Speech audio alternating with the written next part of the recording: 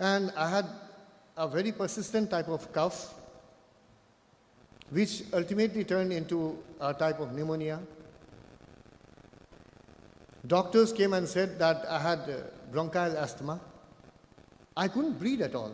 Something was terribly wrong with me. Breathing was such a big torture. Once they had to put me on oxygen for quite some time. Then I told my mother that I have not been a good son to my father. So if I have to atone for it by dying, let me go to Puttaparthi and die. Because we were already devotees of Bhagwan, very superficial devotees. Just knowing a few bhajans won't make you a devotee. Then my mother thought that it would be the best thing to take me to Puttaparthi, because I had been all the time talking about death and just dying, should go to Puttaparthi, and at his feet I want to atone for my mistakes and I want to die. So we reached Puttaparthi. That itself, by itself, was a big miracle. Reaching Puttaparthi would take 3 days in the train. We had to change the train 3 times. Ultimately, somehow we reached Puttaparthi. 1977, December 31st, we were in Puttaparthi. And on New Year's Day, he called us in. Now, let me tell you, the Prashanti Nilayam then was a completely different concept. The moment we entered Puttaparthi, there was pin drop silence. Silence was pervading everywhere. And then when I was the only loud person, because I was so ecstatic that we had reached our destination. Very phlegmatically, I was telling, where do you think we should go and all that. And one gentleman came out from the Ganesh shed. He just told me, shh, don't talk loud here. You're not allowed. And then he said, I'll show you the accommodation office. Took me to the accommodation office. And there was a man with a big beaming with a big smile. And he said, where did you come from? So we said, we are from Sikkim. I was with my mother and my niece. He said, oh, such a faraway place. How long are you going to stay? We said, 1 month, sir. He said, why only 1 month? Why don't you stay for 3 months? At least 3 months, if not 6 months. Stay on. Enjoy yourself. You are in heaven. Something, a far cry from today. When you go to Puttaparthi, someone telling you, stay on for 3 months, I'll give you accommodation. And then we were inside one, in West Prashanti one of the rooms allotted to us, went for tea, and then darshan was almost happening. Somebody said, Swami is about to come out. And those were the days of Chitravati river sand, carpet of sands. And you could go and sit anywhere you like. First come, first serve. Choose your spot and sit down. No one to come and tell you not to sit. And then no darshan music. And Swami just walked out of his interview room. Then he started walking, and I was surprised. I was so shocked to see God. For the first time in my life, God in life form, walking around there. And then he came near us and then said, go inside. It was such a wonderful, wonderful moment.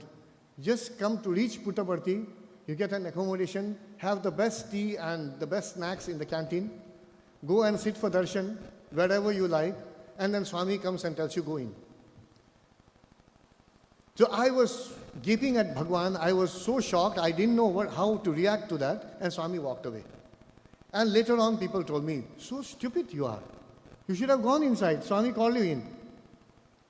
And the real interview happened the next day in the morning. We attended Suprabhatam. That evening we sat for bhajan. And the bhajan was so scintillating. I learned my first lesson that day, that if an experience is so captivating, You don't forget it even after a passage of decades, you don't forget it. That first bhajan that I attended in Puttaparthi, I remember every bhajan in a sequence. Although bhajans were new to me, the first Ganesh bhajan, Bhavani Nandan Bala Gajanana, Pranava Surupa Sai, sung by, later on I came to know she was Bhajan Vijaya, one lady whose voice was like an angel. And this is how bhajan went on for almost two hours bhajan. And then Swami got up for Arati. Next day we were in for interview. And then in the interview room, Swami looked at me and said, "Kya chahiye bolo?" Aisa kai ko karta hai? I was panting. Then my mother said that Swami, he is so sick. Swami said, he should be sick. He has been smoking cigarette. And he has been abusing himself like this. He has been into every wrong indulgence. Then he looked at me and said, "Tumko ek jawani diya, waste kiya. Tumko ek life diya, usko waste kiya tune. Ab tumko marna chahiye," he said. The moment he said I should die, I was so happy. Because I had gone with that intention. The mindset is so important. If I had gone with the mindset to live, to be rescued by Bhagwan, to be saved by Bhagwan, this would have been a damper to me.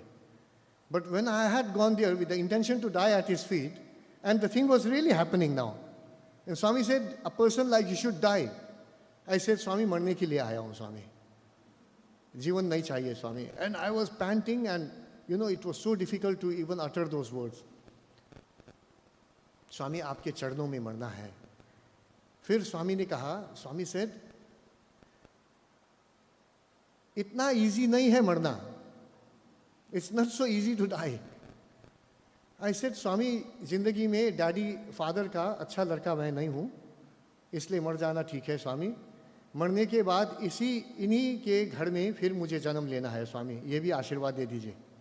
The moment I said that and touched his feet, he raised me up and hugged me. And he opened up 2 of my buttons on my shirt, exposed my chest, which was heaving so much, created vibhuti, applied it on my chest and said, "Saas lo." And I took in a deep breath. Swami said, "Phir karo." 3 times I breathed, I was healed completely. Can you imagine? That very moment, he had healed me. Then he said, "Ab kya? Now that you are healed, what next?" Because I experienced one thing. The moment I was healed, there was this fantastic feel, that fantastic will to live again. I wanted to live, I wanted to do so many things. Suddenly I was so dynamic. My mind was just running helter-skelter. And Swami said, "Next, kya chahiye tumko?" And in my heart I was saying, "Swami, aapke college mein aana hai, padhne ke liye." The moment I did this loud thinking, Swami just replied back. Pat came the reply from Bhagwan. "Haan, aa sakta hai," he said. I was shocked. I had just thought of it and he replied. Then I thought, is it really happening? Then I thought, let me test it again. I said, "Swami, aapke college mein aana hai." Again, I did a loud thinking with more emphasis. And Swami said, "Bola na tumko, aa sakta hai." And then after that, there was no second thinking, no second thoughts. He knew everything that I was thinking. He was in my breath. He was in my thought. He was in everything. He was the most almighty, the most powerful, merciful Lord.